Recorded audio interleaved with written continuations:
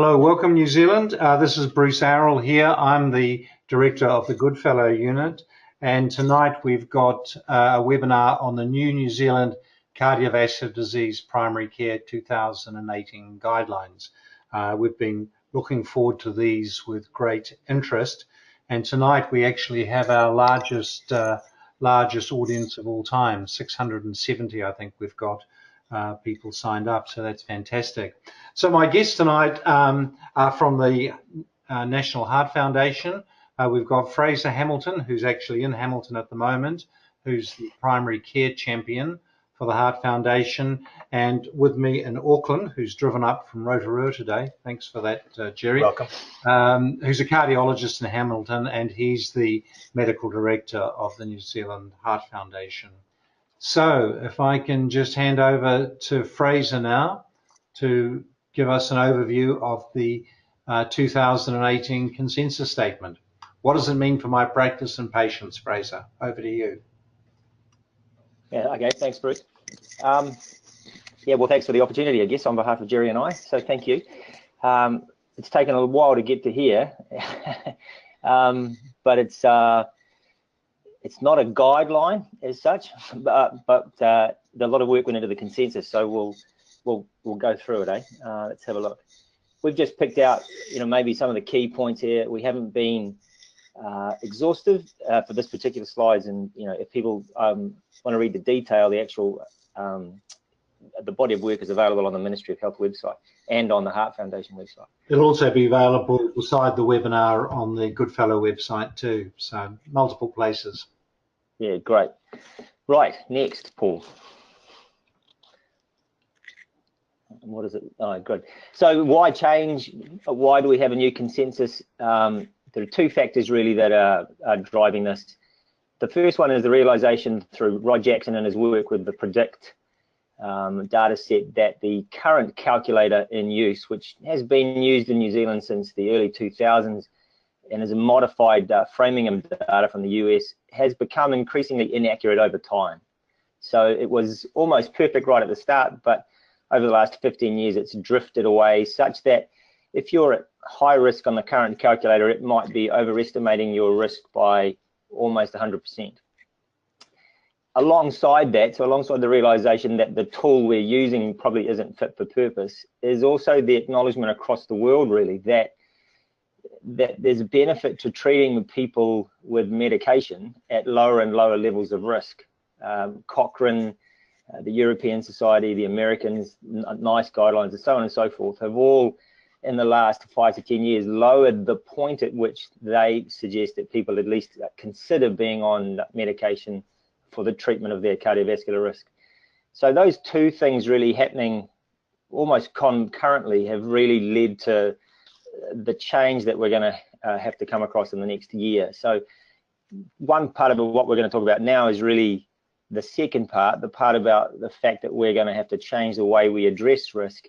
The calculator we now have the ability to use a New Zealand-based accurate risk equation through Rod Jackson and the PREDICT work, and that will get hopefully rolled out, well, Gerry, this year.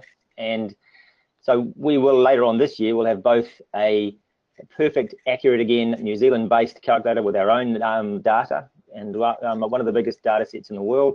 And alongside it, we'll have a new set of suggestions, really, and kind of some guidance around how we should be managing the risk. I think. Do you want to add anything to that, Gerry? Or sorry. Yeah. So sorry, Fraser. Yeah. Do you just want to go? Why do you believe we're overestimating risk today compared to Framingham? What's changed? I mean, we've had a 75% reduction since 1968 in cardiovascular death in New Zealand. Yeah. Does that alone explain it? I think I haven't yet had anybody tell me the exact answer, so you're asking me a trick question because I don't think there is an answer. But well, because I think it's a combination of things. We'd be interested in, I think it's of both prevention and the fact that we identifying people, so public health policy, preventative medications, and also we're identifying people who benefit from things like revascularization earlier. So I think all of those things have been factorial in why risk has reduced from cardiovascular disease. If risk reduces, then we have to be overestimating risk at a population level. Well, if you go back to 1965, nobody was getting their blood pressures measured in general practice. All the men were smoking. We were eating gallons of butter. Rod thinks butter's a big contributor, you know, and you know, it's, smoking rates have fallen and so on and so on. Yeah, I agree. Treatments are better, our drugs are better, you know. There was a politician dying every year from a heart attack in the 1960s. When did the last politician die from a heart attack? None living, really. Yeah. So it's huge changes. Yeah. Huge changes. Yeah. Carry on, Fraser. I think, sorry, just to make one last point there, I think the point about me dividing it is that I wanted to make the point that it's not because the calculator has changed that we're changing our advice. The advice is almost happening. I think we'd probably be changing our advice even if we weren't changing the calculator. Would you agree with that, Gerry? We'd be, you know, there is a move across the world to treat at lower levels of risk. There's a move to lower blood pressure further and so on. Yeah. And that would be happening even if we weren't changing the calculator. So I get the sense that some people think we're changing one so that we fit everybody underneath the umbrella again, and that's not really the point. It just happens to be that's how it will work out. Yeah. Does that make sense? Am I? Yeah. You are, but I think it's important to again emphasize that, you know, we still, when we're looking at risk assessment, we are still looking at absolute risk. Yeah. Yeah. So what the risk all adds up for the individual you or I've got in front of us in the surgery. So what is the absolute risk? And I think communicating that risk is one of the things that we hopefully go on to talk a little bit about more how we do that and the challenge of doing that, and you know, what is the benefit. I think the other thing, Fraser, and again we'll talk about it a little bit more, I think we need to move on from risk assessment to risk management when we identify people at high risk, even people at low risk. Everybody can benefit from reducing their cardiovascular risk by lifestyle, you know, intervention. I think that's an important thing to emphasize as well. Absolutely. Next. So age to start assessment, Fraser, do you want to talk to that? Yeah, so, well, I think this is the first bit that is going to change in the way we manage it, is the people that we are looking to assess in the first place. The standard population, if you will, that's unchanged. The age has remained at 45 for men and 55 for women. The first change that people will see there is that for Maori Pacific or South Asian, which is defined really as the Indian, Pakistani, I think Tibetan, Afghan, so that population, we're now suggesting that risk assessment commence 5 years earlier than what the current recommendation is. That's going to be challenging in primary care. The diabetic group, or sorry, if I go back up a step, the people who we know have already some increased risk, who have you know, some known cardiovascular risk factor has remained at 35 to 45. The diabetics from the time of diagnosis, and a new group there at the bottom is the acknowledgement that a group of people in the population who are at increased risk of cardiovascular disease and who we haven't really focused on up to this point, the people with severe mental illness. So people who've got major depression, people who've got psychotic disorders, they should be assessed anyway from the age of 25 and monitored, with an acknowledgement again that the current calculator, probably even the new one, will underestimate the risk for these people. And it's where the art of medicine is still there. This isn't, you know, none of our calculators are replacing the knowledge of the patient that the clinician has in front of them, I think. So do you want to add anything to that, Gerry, if I missed anything? I think it's important. For the first time in New Zealand, we're recognizing that the fact people with severe mental illness have a burden of cardiovascular disease, probably on average about a twofold increased incidence of cardiovascular events compared to people that do not suffer from these illnesses. Why 25? It's best guess. We're saying we're just trying to signal that these are important population that we need to consider cardiovascular disease prevention in as well, and how that fits in. Well, I think in these people, the life expectancy difference is something like 25 to 30 years, isn't it? And as you say, it's cardiovascular disease that gets them. Smoking's a big issue in that group, but I mean, there's everything else as well. So I think that's terrific that you guys have got that one in. Well done. Yeah, and just to emphasize, you know, Marty and Pacific again, I mean, we know on average about a 1.4 times increased incidence of heart attacks and stroke, twice as likely to develop heart failure. And Marty, 10 years younger than Paki, had to develop heart failure. So again, it's emphasizing we actually want to, we're signaling these are high risk groups, and we want to get, you know, and identify people that are likely to benefit from risk management at an earlier age. Yep. Next, I suppose. Yep. Treating lipids. Yeah, so we're cutting to the chase a little bit here. The major change is that the consensus talks about the level at which we're calling people high risk is dropping from 20% as it is currently down to 15%. So people who have got a 5-year cardiovascular risk of higher than 15%, it's recommended that we address their lipids with a statin. And that would be regardless of what their LDL is. If the absolute overall risk is high, they will benefit from being on a statin. For the group whose risk is what we would call moderate, so in this case between 5 to 15%, it's at least worth having a conversation with our patients about their individual risk, what that risk up means for them, and having a shared decision-making conversation that we talk about, and consider whether or not they would benefit. Now, all these people, whether they're over 15 or 5 to 15, or even probably up to 5%, would all benefit from the lifestyle changes that we all know and love. They should, you know, they shouldn't smoke anymore. There's a lot of benefit to just to taking up exercise and eating a better diet. So that part is a given, if you like. But yeah, the change is 20 down to 15. So from now on, people over 15% under the new calculations, so ones that's not yet available, but hopefully will roll out this year, 15% is the point at which someone with existing heart disease, so someone who's already had an event, that is their risk over 5 years of having another one. So if your risk is the same as someone who's had a heart attack, you're classed as high risk. Do you want to add anything to that, Gerry?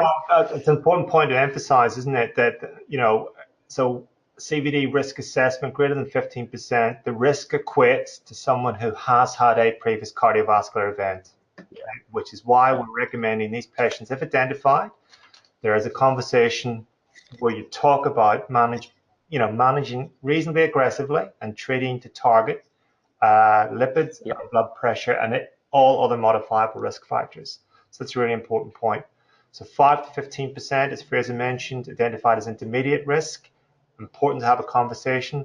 We believe the benefits of commencing statins and antihypertensive agents by and large outweigh the risks from side effects at that level, and therefore that's how we communicate that risk to patients, and the potential benefits really pivotal in that shared decision making.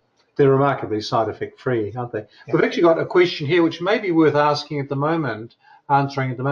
Is 15% using the new calculator comparable to 15% using the current calculator? You may like to talk about the status of the new calculator, and what do we do while we're waiting for the new? Yeah.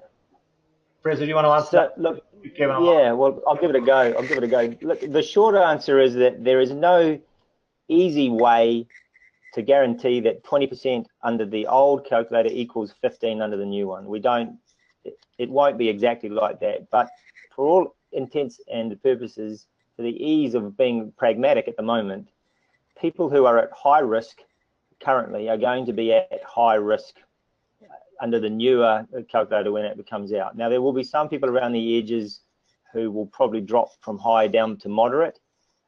We don't think there'll be anyone who goes from lower risk to higher risk using the new calculator, but we do see that there'll probably be some people who drop down a risk. I think it's a difficult mathematical equation, so you can't say with any certainty 20 equals 15, but for the, you know, for ease of use and just for a pragmatic way of getting people to start thinking about it early before the new calculator is available, we think that's a reasonable position to take. So Fraser, Gerry? Yeah, I agree, and I think we've given this some thought while we're trying to, you know, transition.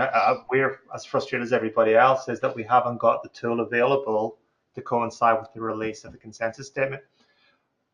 I've forgotten what I was going to ask another question. I'll come back to it. The risk tool, you're going to talk about that? I forgot what I said. Okay. Well, I guess, look, I'll say something. New risk tool, first and foremost, it's New Zealand based, so that's the first thing. It will be accurate and better. So that's the first point that everybody could take home. It won't use anything that we don't already collect, so it just uses data we already have, so it won't require any new input on our part. It does use a deprivation score, which I think is better because it helps us to be more accurate, but that's already counted in our PMSs, so we won't have to add anything to that. It uses whether you're on medication to lower your risk, so it counts if you're on an antihypertensive rather than just counts your blood pressure, so that again helps to make it more accurate. And the one other thing, Gerry, the AF, I think, isn't it? I think it counts A. So no, heart failure automatically identifies a high-risk patient population. Yeah. Okay. Atrial fibrillation. But atrial fibrillation puts you at greater risk. Yeah. So I think at that point, you know, as I say, it'll be better and it'll be just as easy to use, but it will be transitioning people and from, you know, I've said this for a few years to people at talks, it'll be on a Friday, it will be one number, and on Monday, it'll be a different number. And I think primary care needs to be ready for that because we're going to be asked why that is. And hence, you know, something like this, the webinar on the reach we have talking to people just to get everybody sort of aware of what it's going to look like is going to be great. You know? Are you going to have the same coloured pictures, might I ask? That we've got used to the last 20 years? Yeah, so the implementation is the elephant in the room, and I don't know how much, because we don't have a great idea either what exactly that's going to look like, but the dream would be that there will be a electronic tool that helps people to communicate the risk with the patient in front of them, because that, as Gerry said before, the assessment is it's only half the battle. It's pointless unless that assessment then that leads on to a discussion about management. Otherwise, why are we bothering? You know. I see two bits to the tool. I do agree that we really want to get to an electronic decision support tool, but we also want to have a public-facing tool for the patients to be able to go in and look at their own risk as well. And I think and how we communicate that is really important. Yeah. Yeah. So I see those two aspects as being pivotal. I think everyone gets that. I think it's how we get to making it a reality is the frustrating bit at the moment. Next slide, Fraser, or do you want to take some questions? Yeah. No, I don't have any more to add to that at the moment. The next one I think is just about targets. Gerry, maybe you should talk about this. I mean, targets, we haven't had a target under the 2013 one, or not so much, did we? It wasn't I don't think it was as clear as this one is, and it has lowered it. So maybe you can talk to that. I mean, I do, and it is something that I guess we feel quite strongly about. I certainly feel quite strongly about it in secondary prevention, you know, and that's why we've debated at large, you know, should we have numbers? And as you say, we have come up with an LDL, a recommended LDL for someone who's high risk of 1.8. Some people would argue that may not be aggressive enough, but just let me, you know, 1 millimole reduction in LDL cholesterol reduces cardiovascular events by about 20%. So it's powerful medicine to be able to get LDL-C down in high-risk patient populations. We've recommended being a little bit more conservative in the 5 to 15%. You could argue it's probably a little bit more problematic. We're recommending a 40% reduction in LDL, not a target as such. So you've got to calculate that. Hopefully the calculator will help calculate that for you. And we basically aligned ourselves with NICE in the UK. That's their recommendation for this similar population. So yeah, so we believe targets are important in high-risk patient populations. And I think it also gives us something to look at if we want to actually, well, okay, am I managing my patient well? So we're recommending if you've assessed someone at high risk that they come back for, I think it's an annual review, and that you've got something to look at what you're trying to achieve, be it LDL cholesterol, blood pressure, success with smoking cessation, etc.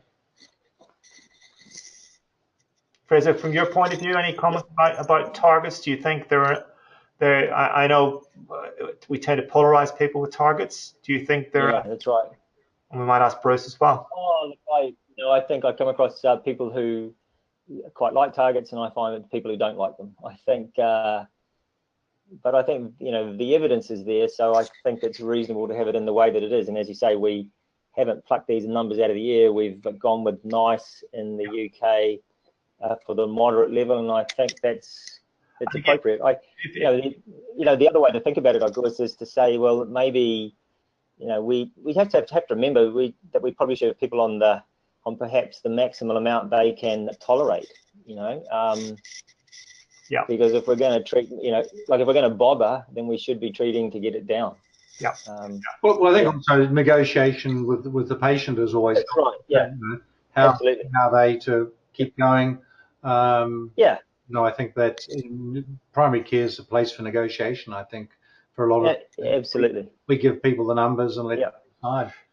And I know, just again to emphasize, we have not seen in any of the trials yet where there's a lower threshold for LDL lowering where we actually see adverse events, be it from other things happening, mortality from other reasons.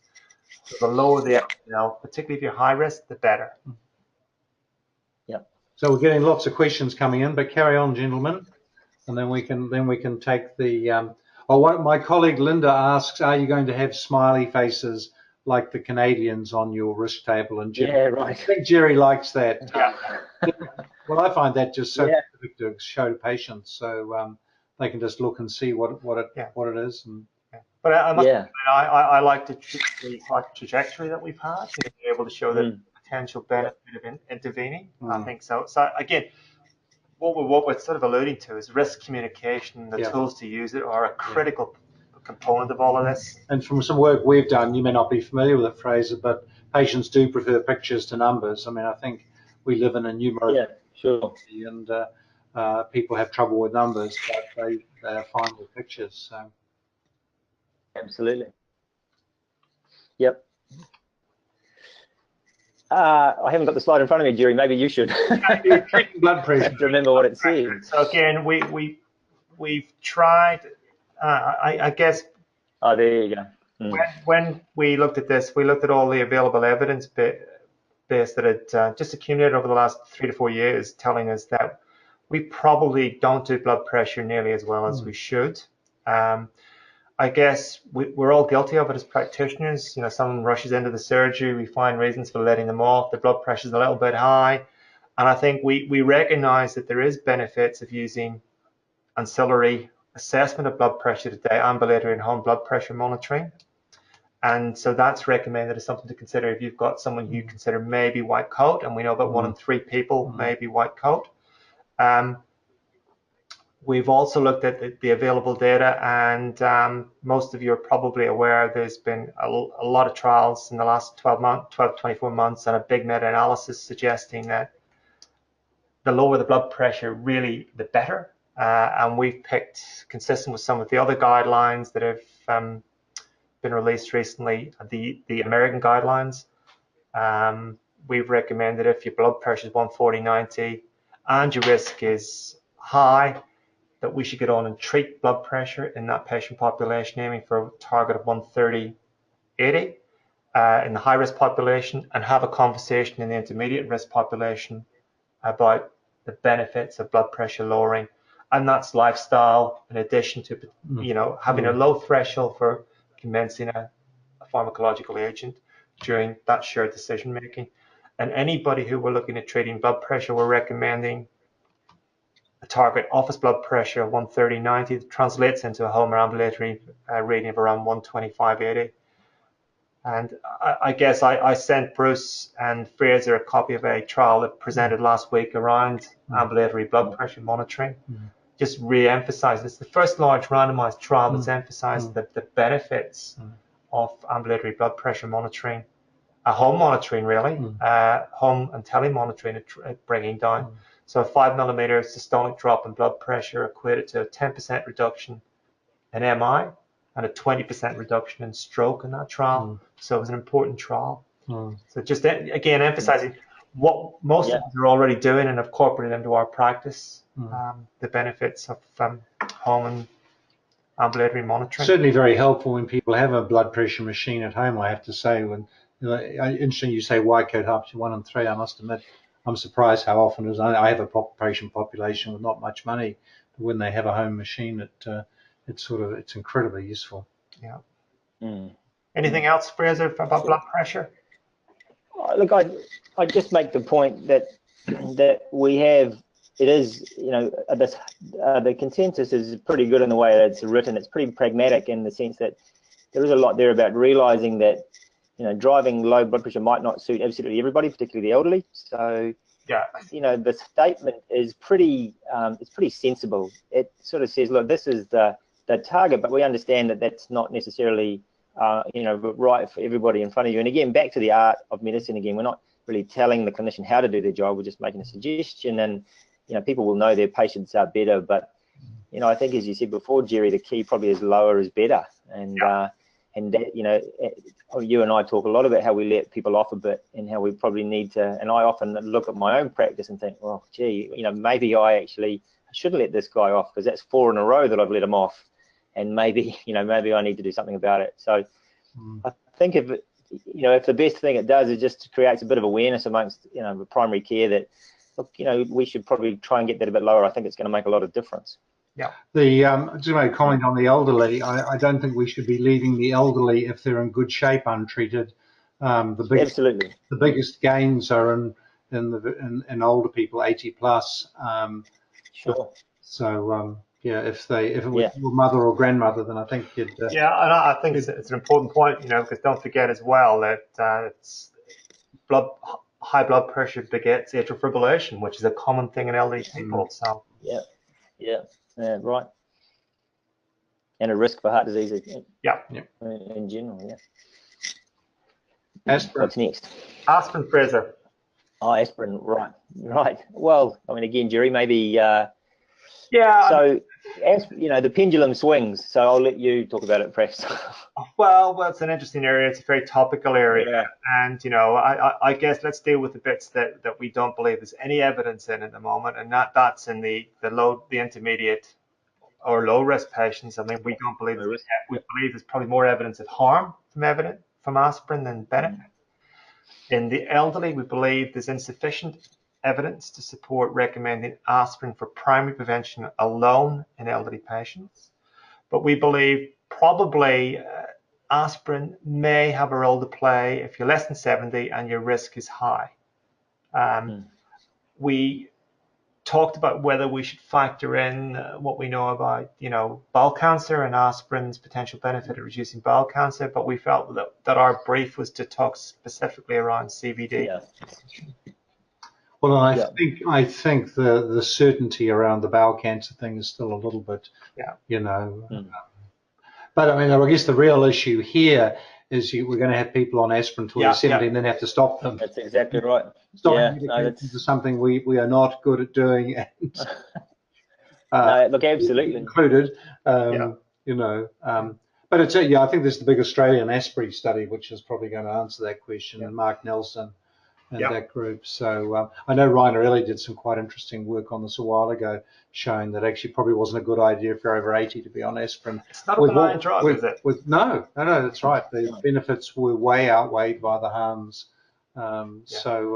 Just to digress slightly, I mean, there's another population who we frequently have on oral anticoagulants and aspirin with stable coronary artery disease. I mean, the data tells us that those people probably should not be on aspirin. We're exposing them to risk. They haven't had any angina, and they're on, you know, they've had stents done 12 months ago. Then consider stopping the aspirin to reduce the potential for bleeding.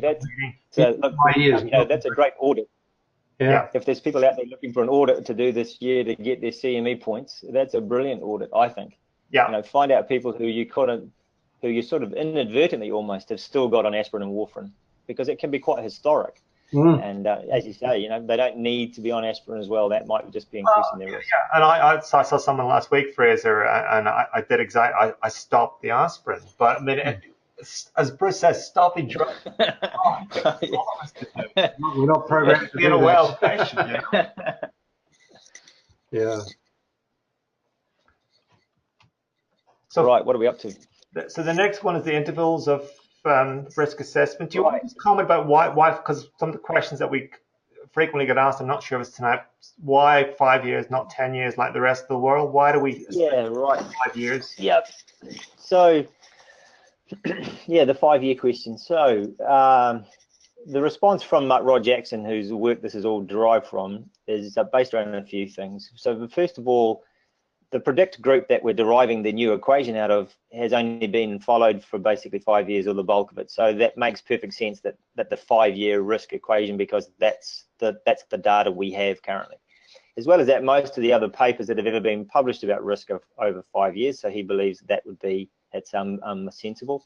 And originally, when the decision for 5 years was made over the 10 historically, it was felt that 10 years is too long a gap. It seems too far into the future, and it was not deemed to be urgent enough for people. If something was told that was going to happen in 10 years in the future, they didn't feel motivated to do anything about it.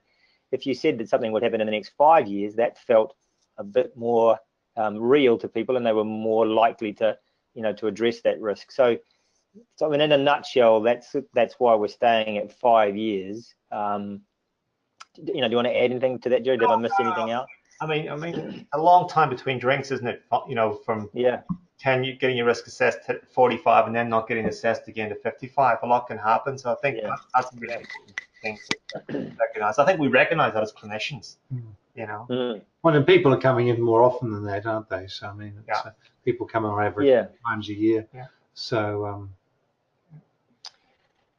Okay. Look, the risk assessment intervals on that slide are relevant to the new equation that we don't have access to just yet. So this is probably the trickiest bit to do anything about right now, because the numbers on the left there, your 5-year risk level, do not apply to the current calculator in use right now in people's practice. Yeah. So however, I think, again, if we can going to be, sorry, go on.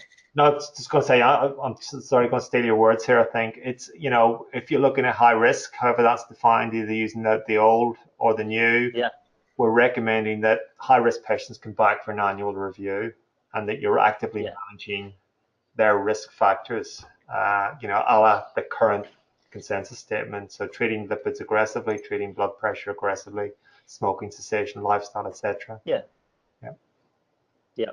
Is that what you're going to say? So I don't know. Yeah, that's exactly what I was going to say. You can read my mind. So, look, I think the rest of it, the 2, 5, and 10, is only really going to be possible once we have our more accurate, risk equation. So, yeah. Next slide. Yeah. Mental health. Right. So as we talked about before, this is the new group that is acknowledged in the consensus, and I think it's a good step forward. So that point there, as we talked about before, we've talked about the numbers, as Gerry mentioned. It could be anything from 1.5, depending on the paper you read, all the way to 2.5 times the risk of CVD than the general population. So, and we know there's inequities both in assessment and management, which are contributing. So we're not assessing them early enough, and we're not managing their risk. And so, as we said before, this, we're suggesting this would begin from age 25.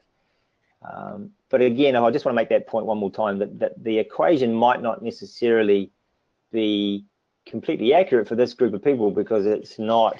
So it's, again, coming back to that art of medicine again, for the clinician to use the assessment in front of them, but then to have a chat with the conversation with the patient, and decide if the number on the screen is either under or overestimating the risk, and is it relevant, and how can this person address it? So I don't know if you want to add anything to that, Gerry. No, I think we've said it, again, we said it, we said it now. I think it's really important to identify a population.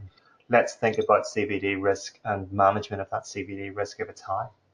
So, so I guess the issue with the younger people with mental health problems, of course, their risk is going to be low based on their age. Absolutely. So would you Exactly. Having a high index for getting on with treatment, even though they may be sort of medium risk?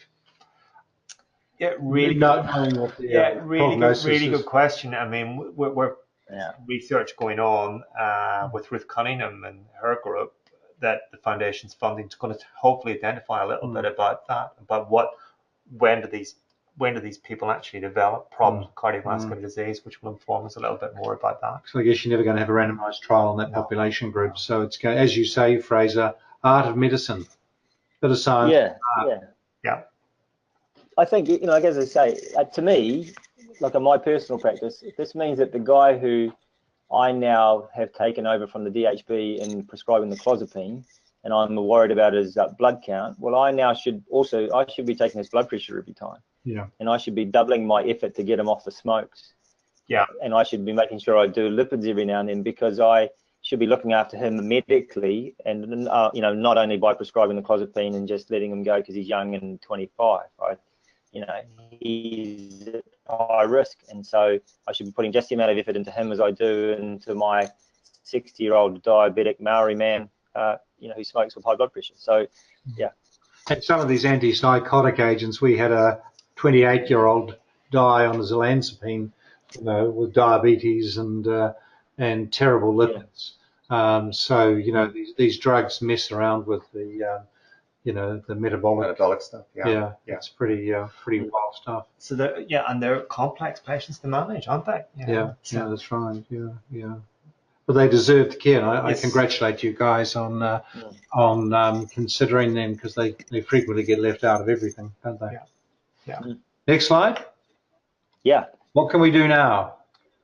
Yeah, so I put this in because I just wanted to make the point that, as we've already said, we don't have the risk calculator in action as of now. So some of the more subtle stuff around the numbers and things is going to be, we're going to need to have a pragmatic kind of solution. We can adjust already the ages that we should assess people. That one we can change it right now inside our system, so we can set our recalls and everything differently. As I mentioned, we need to identify those with severe mental illness, so they now are a higher risk group, so that can be a prompt or something in our systems. Heart failure is now the same as high risk, so that's different. So that means, again, we can start thinking about heart failure people as high risk. We need to make sure we're coding appropriately for AF, because AF is now a risk factor counted in the calculator for your CVD risk. So and then the treatment targets that we've talked about already, well, they can be in place, you know, for our moderate and high risk patients, and we're going to rely on the clinical nous of everybody in primary care to, you know, kind of do the best they can at the moment with what we've currently got. And if that means you count that people over 20% on the current one are going to be over 15%, so we're going to call them high risk. People between 10 and 20 we're going to call moderate risk, and they're probably going to end up being the 5 to 15 group. And you know, people under 10 largely going to fall in low risk below 5, but some of them are still going to be above 5 to 10%. So, you know, it's we obviously realize it's an imperfect solution at the moment because we don't have the tool. But look, I have faith in my colleagues at work. Everybody's smart enough, you know, to know how to deal with this, and I think they'll do a pretty good job until such time as we have the proper tool available. I have faith. Well, I think historically GPs have been treating to lower targets for quite a long time, just looking around my practice and other people's practice. So I think the guidelines have been considered conservative. I was just going to make a comment on the CHF thing there. I remember from some of the Framium papers that Rod published, it's about 50% 10-year risk for CHF. Yeah. It's massive, really massive. So I think, just to put it in perspective, it really is an extremely high risk. It wasn't in the old ones, was it? No. But so in the original Framium. The other group, Fraser, which just emphasizes the chronic renal failure. I forget how to define it, but it is defined in the guidelines. I mean, they are high risk. We all know that. Cardiovascular. It's 35, I think. Yeah. I think it's less than 35, isn't it? 35, yeah. But so you should be able to flag that in your EMS as well, Fraser. Yeah, and yeah, look, absolutely. And I think we've talked about AF as well, Gerry. That people with AF, okay, we think we pat ourselves on the back that we've put them on an anticoagulant and we've got them rate controlled, but we need to realise those people are at increased CVD risk of going on to have a heart attack, and so we need to address their blood pressure and look at their lipids as well. We can't just kind of do one part of the job and forget that actually they die of heart disease as well. They don't all die of a stroke. So Fraser, that's the end of those slides, I think, isn't it? Yeah. We've got questions or there's a lot of questions, isn't it? We've got a lot of questions. I would just suggest we go through the cases, and then we'll just, if you can just quickly zip through the cases, that might answer some of the questions, Fraser. Yep. Yep. So I think I think the first case I kind of put in. No, that's gone backwards. Okay. Yeah. Right. So Mr. S. Yeah. So I put a 56-year-old smoker with 150/92, so a blood pressure that's not ideal. Again, like a raised cholesterol, but not too bad, with a pretty good ratio. But I deliberately put the father having a heart attack at 48 because one of the changes that is made in an effort to kind of simplify things is that the new definition of a positive family history of heart disease is for a first degree relative to have had a cardiovascular event before the age of 50. So that will change. So the current existing calculator would put that guy at 19%. I had to check it on my computer to make sure it still did that. And I guess, Gerry, I'll leave it to you maybe to have a chat about that. So 19%, I don't know what that would equal under the new one exactly, but it'll be somewhere around, well, it'll be over 10, it'll be close to, maybe 13, 14% under the new one. He won't be over 15%, that man. What? So why don't you be over 15? May do. Just the nature of, yeah, he may. I'm just thinking of the way the curve works. Again, I'm trying to kind of do it in my head from that curve that Rod's got of the change in the risk. We know that 18% goes down to about 10. So 19, I thought would go down to. So I mean, again, we're just, like I'm making it rough. The family history here will probably load the dice big time. Yeah, it might push him. Yeah, yeah. But anyway, he's moderate to high. He may be intermediate. He may be high risk in the equation. If you take the family history out, he'd be intermediate. But it's still, I mean, I think pertinent to have a conversation with this man about smoking cessation and providing him with help. What we do to help him rather than just saying stop smoking is really important.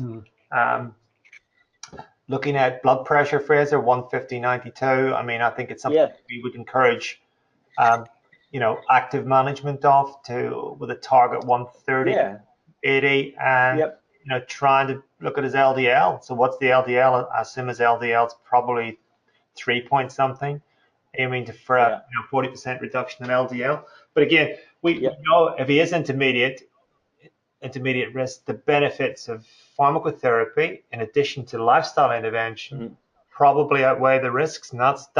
But how do we convey that during that shared decision making? And it comes back to how crucial that is moving forward, which is why the decision support stuff and how we communicate risk is a critical bit of this.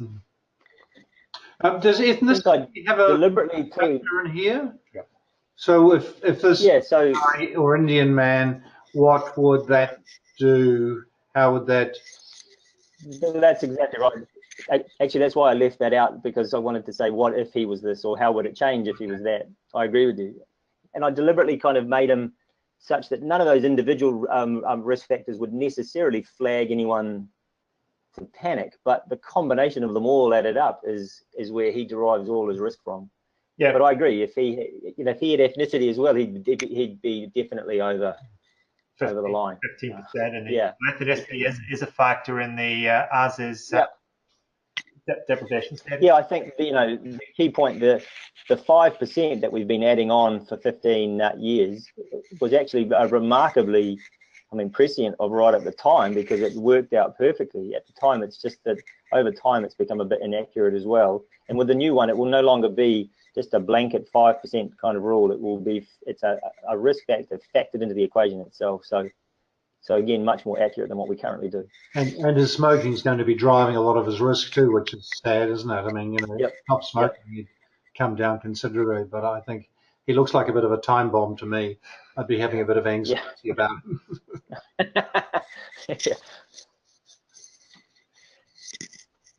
Next, I suppose. I don't know. Yeah, so that's when I talked about secondary prevention. So I put it down as a secondary prevention. So obviously the first point is that the risk equation is not relevant for her. She's high risk, end of story, essentially. Now, and we need to, in my opinion, aggressively sort of manage her risk factors. Gerry, I imagine you agree with that? Yeah, absolutely. I mean, she needs, you know, she needs to have a good blood pressure over the years, and LDL cholesterol of, you know, 1.8 or better. I tend to start 1.5 in secondary prevention. But again, getting back to what I said earlier, there is no lower threshold. So the lower we can get the LDL, the better. And, you know, the lower we can get our blood pressure, the better.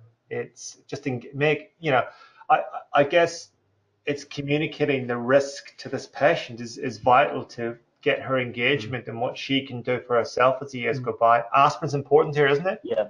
Being on dual antiplatelet. Yeah, absolutely. 12 months is absolutely. Yeah. In the LAD, she had a recent non-ST segment elevation event. Yeah. And yeah. Any thoughts about how long she? You know, she almost. I just heard some stuff that actually it has an effect in the short term, but not in the long term. I think the fact she's got a stent in her LAD, she's got a stent. I mean, most of us would be very uncomfortable stopping, not continuing one antiplatelet agent for, you know, for a long time. For a long time, whether that's clopidogrel or, you know, or aspirin. Without the stent. Without the stent, having had an event, I think I still would have some concerns about, because we know, you know, if you follow the, you know, and I think this is an important point, you know, I think Fraser's using this case to illustrate that coronary disease is a chronic disease. Once you've got it, you've got it. And we know from some Danish work that this lady's probably got about a 40% chance of something going wrong. It's higher actually than 15%, Fraser. 40% chance of something going wrong, not death, but rehospitalization within 4 years. So again, we want to do what we can to try and influence those events. One question here is, you know, she almost certainly would have come out of hospital, again, digressing slightly, she almost certainly would have come out of hospital on a beta blocker. Does she need to be on a beta blocker indefinitely? And the data that we've got would suggest if LV functions normal, probably not. Probably not. So if you're going to look at any medication to stop sooner rather than later, if LV functions normal, it's almost certainly a beta blocker. So why would she be on a beta blocker? Because she had non-ST segment. Oh, okay, right. So I think the key point, or the plea that I would make to primary care, is that this lady's, you know, she's ours to look after. She will have gone into hospital. She would have left hospital 3 days later on 4 or 5 new medications that she wouldn't have been on, almost certainly she would not have been on before she went in.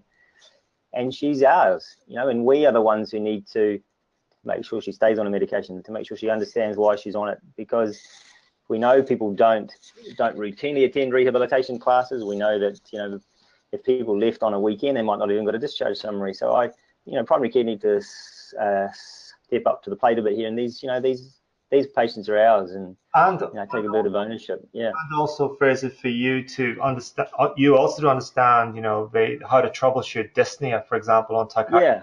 You know, because it is a real thing. It happens, and you know, if we don't help patients, you know, to through that, I mean, they will stop the drug. You know, and that could be a disaster. And someone's had a stent in their LAD. Yep. Last case. Mr. P. Yeah, look, it's really just to make the point that I think we've already made really, that, you know, these guys are at increased risk, and I need to not only just repeat their prescriptions, but I need to start looking at their blood pressure and so on and so forth. So, look, I think we've probably made this point a number of times already. I don't know if we want to add any more, but I go back to what Bruce actually said before. These, almost certainly the calculator is going to say this guy's low risk. That's what it will say, because age is the biggest driver of risk. But I don't think that means that we stop caring for him and just don't have to do anything. I still, I think we should, as I said before, we could, could redouble our efforts to get him off those cigarettes. Yeah. Encourage exercise. Just reinforce those lifestyle changes. And I might be more inclined to maybe start a blood pressure agent earlier in a guy like this. I mean, not with that particular blood pressure, say at 130/76. I've deliberately made that, spot on. But say it's a little bit higher. Well, then, maybe he's a guy that we consider putting on treatment earlier than we might someone else. That's but coming back, like we said, and about numerous times, there's loads of art in this. There's loads of individuality. So but clinicians know their patients better than the guideline does. But it's just a thought, and hopefully triggers people a bit. Yeah. There's a chance that the poly pill may be coming into New Zealand later this year, which would be perfect for this guy. One pill. Yeah. 3 or 4 agents, and it would be great. It'd be hard to get him to take 3 or 4 medications, I suspect. But, yeah.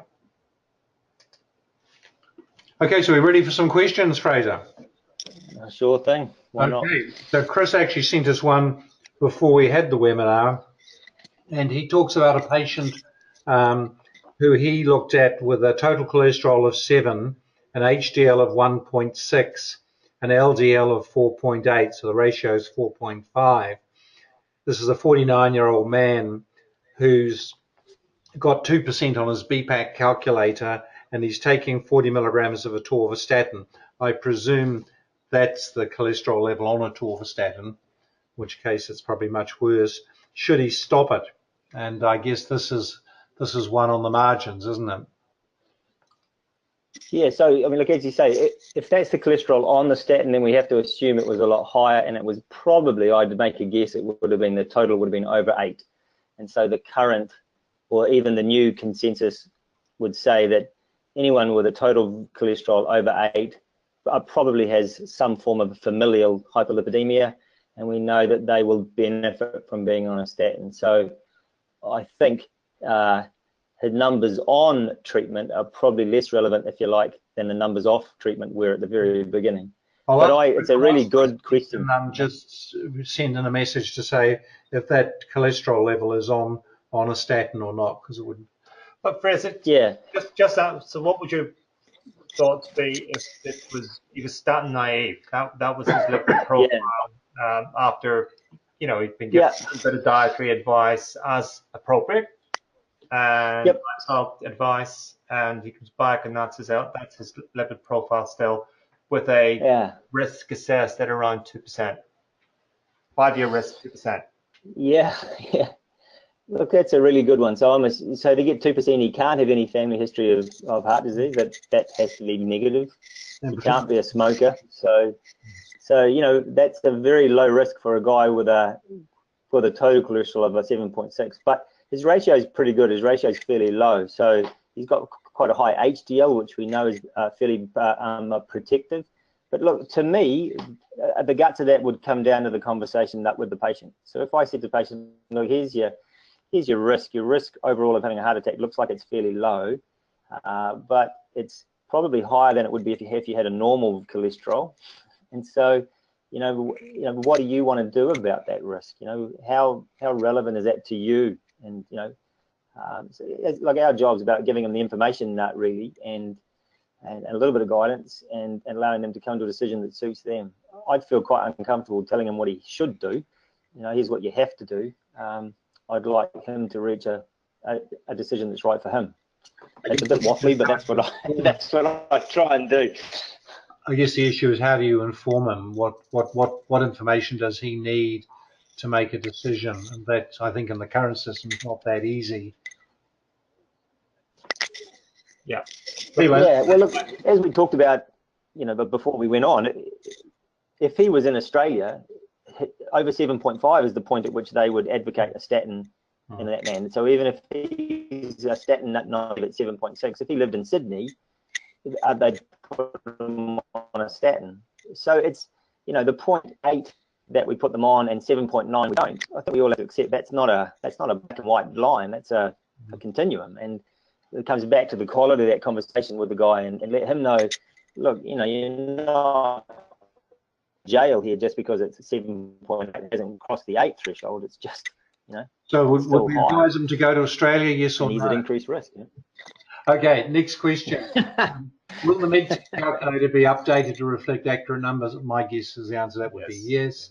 So Linda from Wellington, my colleague, for later, so why do we wait until systolic blood pressure greater than 60 in isolation before treating if moving towards early intervention?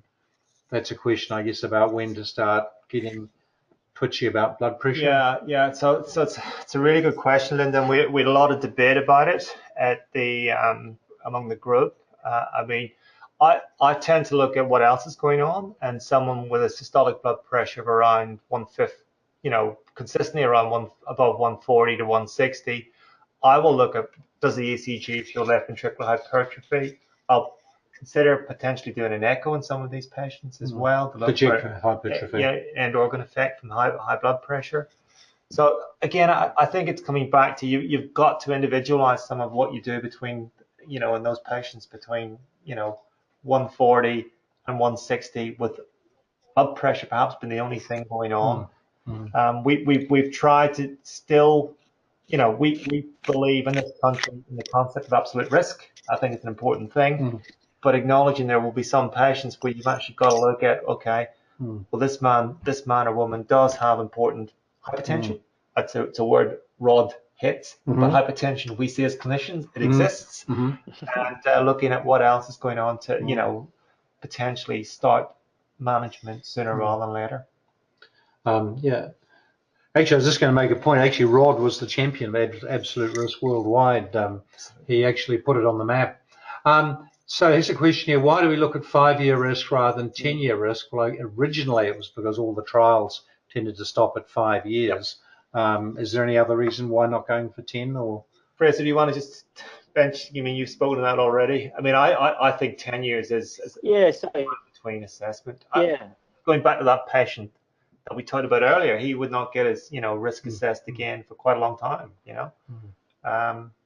I guess it's just whether the table should be a 10-year risk rather than how often you see them. Like should we be looking at 10 years? Is 5 years too long? I wonder if that's the question from Jennifer. We're just a bit short-sighted, perhaps. Yeah, look, everybody's got their opinion on it. Okay, different. Look, I think everybody's got an opinion on that 5 and 10-year risk. Pointed out, Fraser, 10 years is a long way in the distance. I'm not going to do anything about my cholesterol or my lifestyle for another 5 years. I've got another 5 years after that to catch up. So Lucinda's got a question about severe mental health problems. Is it just increased smoking or from the antipsychotics? I'd say a bit of both. I think it's both. It's both, as you alluded to. Some metabolic effects from some of these antipsychotics. And the tragedy is with antipsychotics, the more effective they are, the more the ones that have less metabolic effects are less effective. So you're often down. I wonder if Gerry. I wonder if we should put that, that great one-pager about the mental health, from the Equally Well people. We should probably make that available because that answers a lot of those sorts of questions. It's really good. Yeah, we should put that on. Don't forget the drugs as well have effects on the EEG that can be exposed to arrhythmias. That's an important thing for us to consider with these agents too. Okay, here's another one. Okay. If LDL is normal in this greater than 15% risk, what dose statin should we prescribe? E.g., 10 milligrams enough? This is from Janine. Well, I mean, technically, the starting LDL shouldn't really dictate your dose. It's your overall risk that dictates that. And if that person is just moderate risk, so 5 to 15, then it's a 40% reduction. So if you can achieve that with 10, then that's probably okay. But it may be you'll need 20 or 40. I think. We've become used, certainly in hospitals, we use high dose atorvastatin with acute coronary symptoms, 80 milligrams, a lot of the time now. But I think I would recommend we actually, look at lower doses to get in primary prevention to try and, ensure people don't get side effects. So I think starting at 20 milligrams of atorvastatin is not an unreasonable dose for a lot of patients because it's a long haul game you're trying to play here. And you'd up titrate. Up titrate, yeah, to target. So so with that person who's 15%, we'd be still aiming for an LDL less than 1.8. Question: numbers needed to treat for both these groups if greater than 15%, or 5 to 15% for 15% for statin, please.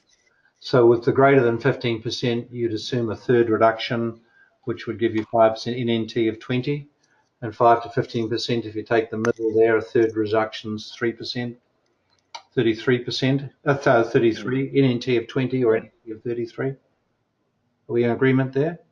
Yeah.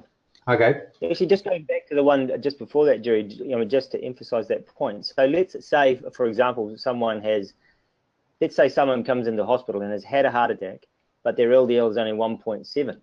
That's still too high, isn't it, for them, for that person? Yeah, exactly. So I think that's the point, that the LDL that the person has prior to you deciding isn't the bit that makes you decide whether they need the statin or not. It might change how much of a dose you give them, but it won't change whether or not you start it.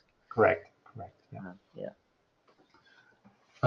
This is from Warren. Over a 5-year period, how many additional people will be screened as a result of the broadened screening recommendations? Fraser, have you done a calculation in your practice? No. I don't know the numbers. I mean, I think. Yeah, no, I'll do that tomorrow. That's a good idea.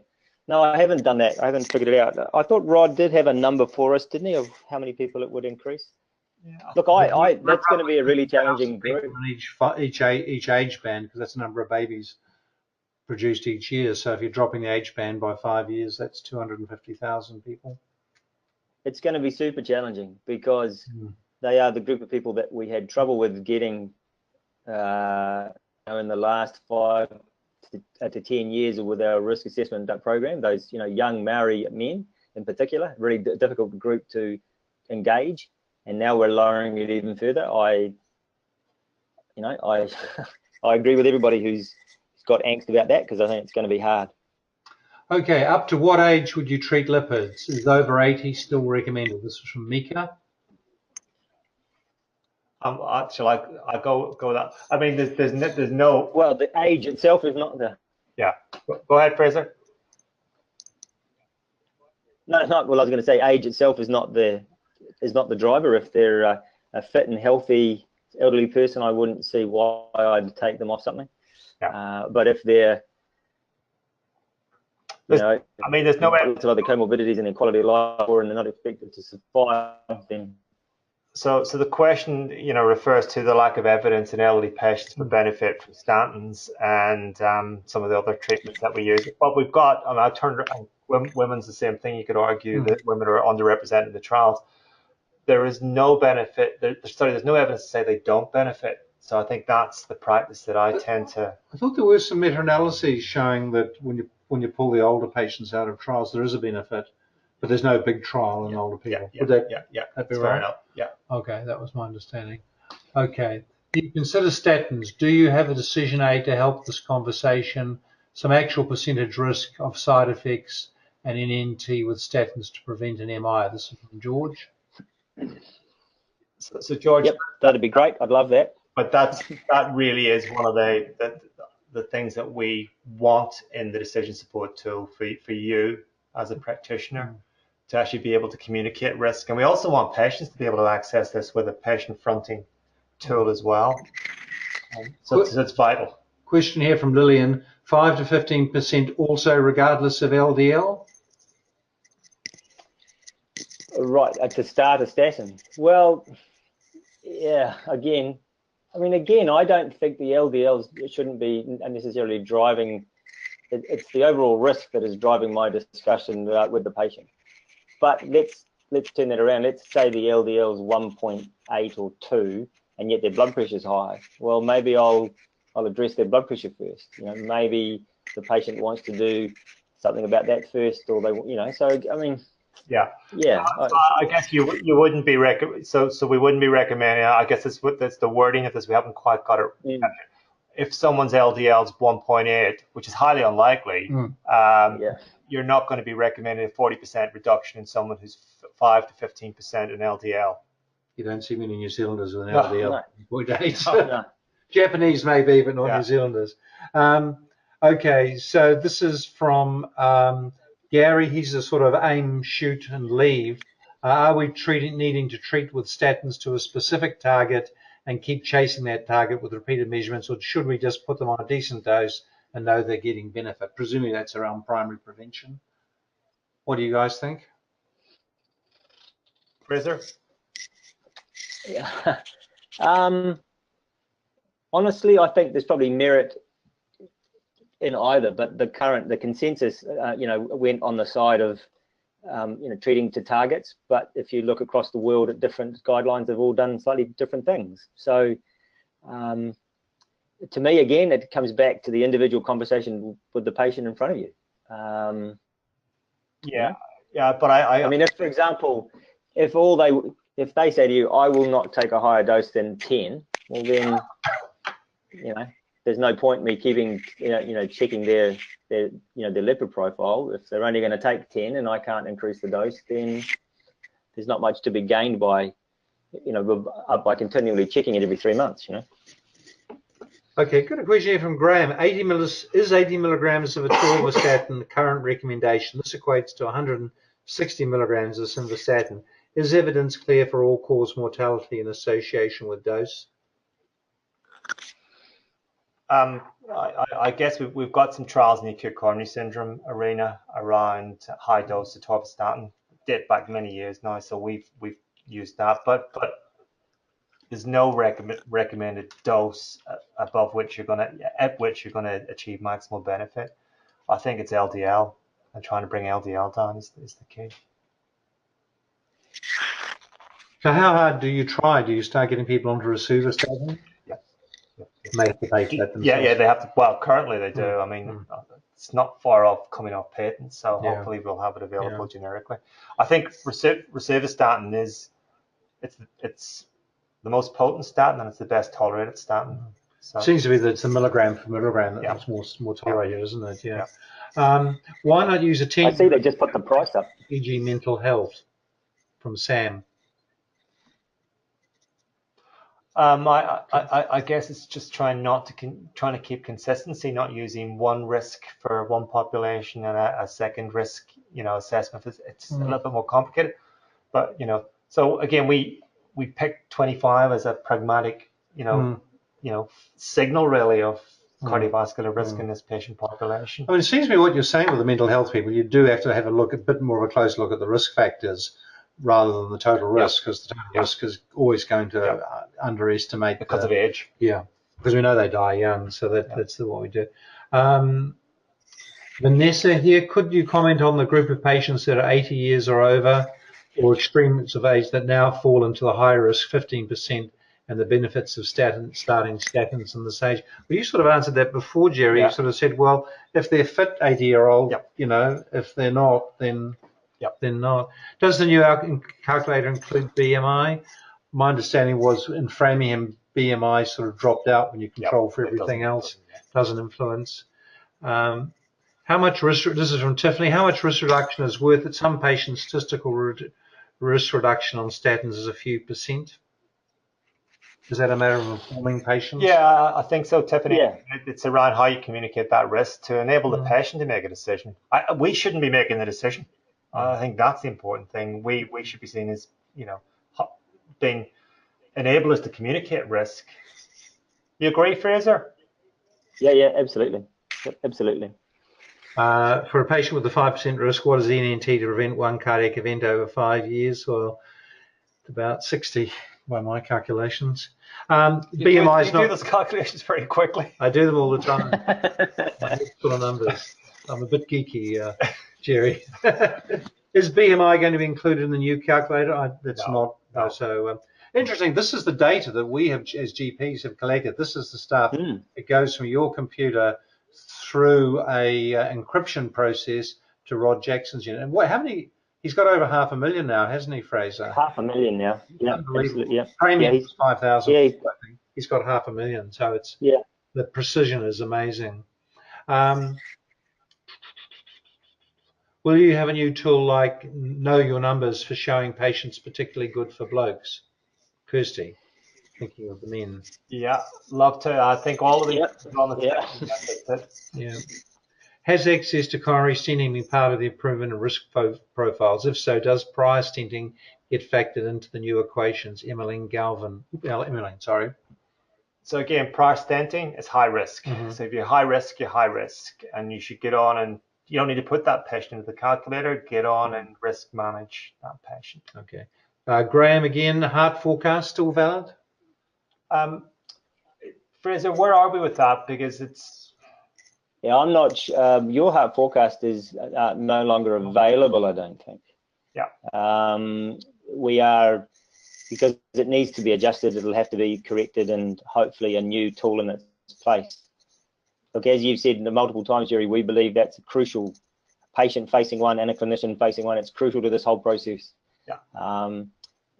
And we're crossing our fingers with everybody else that we have a great tool to use. Yeah. Question from Malcolm: a move away from targeting total cholesterol to HDL towards LDL only. We talked about that before the program, I think, didn't we? That it's the total to HDL is assessing the risk, but the target becomes, so it's slightly odd. Target, yeah. When you're treating it, you do it to targets. And that's because it's an epidemiology tool, you know, the ratio. But when we're treating individual patients, we want a tool that's not something that we've used in the trials, which is LDL. Is some statin better than none? Then if they can't tolerate higher doses, we sort of touched. Yeah, it is. You know, so again, if you bring cholesterol down, LDL cholesterol down at all, patients will have a benefit from bringing LDL cholesterol down, no matter how you get that LDL down.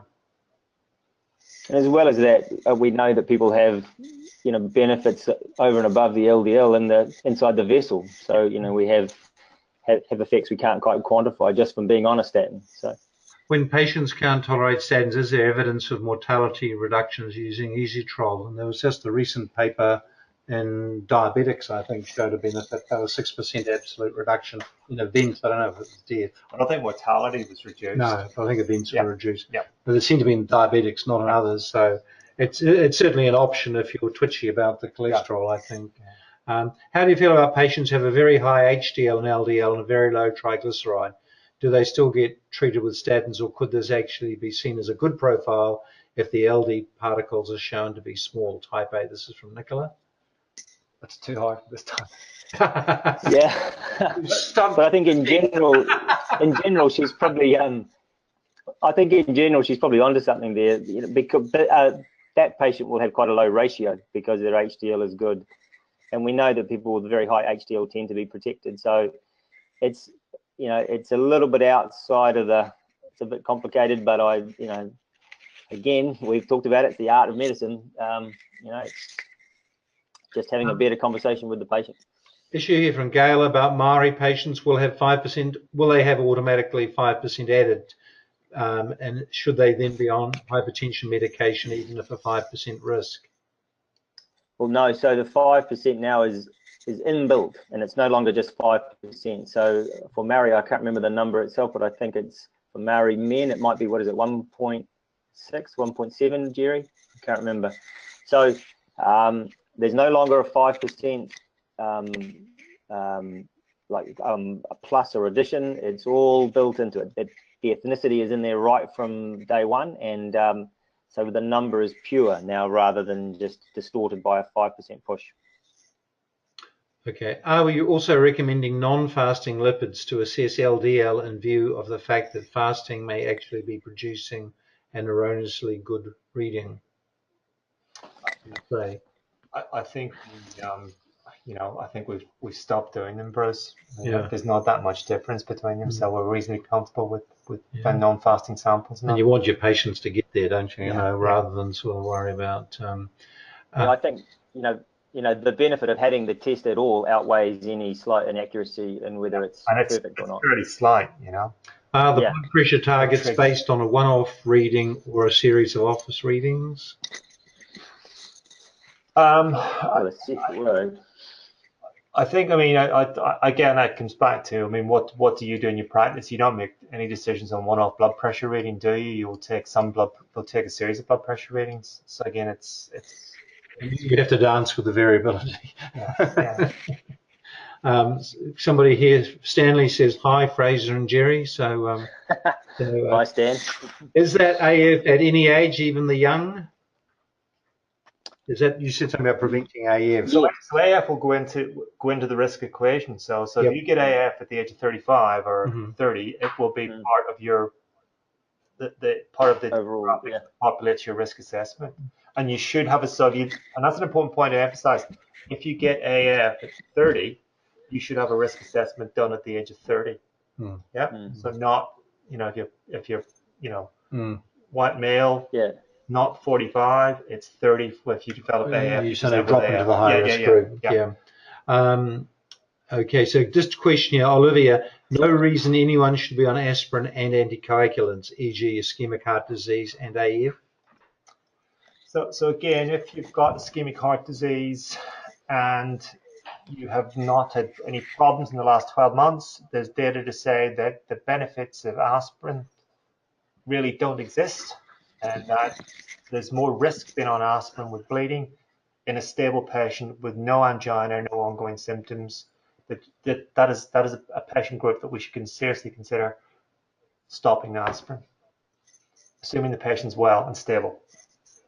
Great. So Gerry, I want to ask you a question. And what about the bigotry? I knew you were going to ask that. Most of us would still apply the same rule there, Fraser. I know we don't have some of the data on that, but we don't know. Yeah. I just think it's a practical question, that people ask me all the time, and I don't have a good answer for them. But so I just thought I'd throw it in there. I hoped you'd suddenly come up with a miraculous answer. I think we'll maybe just go for another 5 minutes. We've got quite a few more questions here, so I'm sorry we're not going to be able to get around to all of them.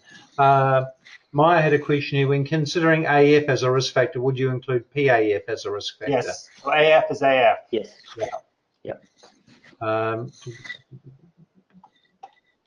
Do we treat high triglycerides? Tend not to in New Zealand, do we? No benefit being shown. But important question, because it's one of the things that we've been trying to put together, and hopefully we'll put an addendum to this or put it up on the Heart Foundation website. Management of some of the less common lipid abnormalities, including hypertriglyceridemia and familial hyperlipidemia. So Jim Mann's put together something for us, and we'll put this up because it is a common question. What do you do about when do we treat triglycerides? Most of us probably would treat high triglycerides more so to reduce the risk of pancreatitis than cardiovascular. I think they're keener in Australia, aren't they? They're very keen in Australia. They believe it's an important risk factor. Yeah. Reimbursable treatments, I think, is the word. Reimbursable lesions, I think the Radio Australia calls about the stenting there. Okay.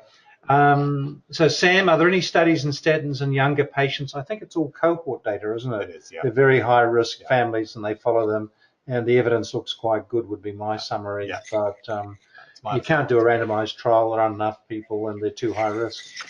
So it's pretty difficult here. Okay. So, okay. Can you confirm database for predict 500,000, but Framium was only? Can you confirm database for predict 500,000, but Framium was only 5,000? Is that right? Well, the initial, like the first sample size was only 5,000 in Framium, and we can confirm that the current data set for predict is over 500,000. Yeah. Okay. Last question here from Lucinda: is that also in a person with a stent? We can stop their aspirin, or is this just without a stent if stable after a year? So you alluded to that. The stent complicates things. The stent does complicate things, but if you're on warfarin, or if you're on warfarin and a stent with AF, and someone as well, it is something worth considering. Does the patient need to be? Because if we look at some of the registry data, it would suggest that we're exposing people to risk with minimal benefit, non-aspirin in addition to warfarin specifically. Okay. With AF. Okay, so we've run out of time, folks. So thank you very much for being on the webinar. If you want to talk to Fraser, he'll be at the symposium this weekend. I think you've got a couple of slots, Fraser. Yeah. That will be good. He has a fan club, so you can join that. So just like to thank Fraser and Gerry for driving to Rotorua and then to Auckland. So I think this has been a fantastic show. We had a big audience. The questions were great, and this is being recorded and will be going up onto the website over the next week or so, so you can recommend it to other people. And thank you very much for all those of you who have participated in the webinar. Thank you very much.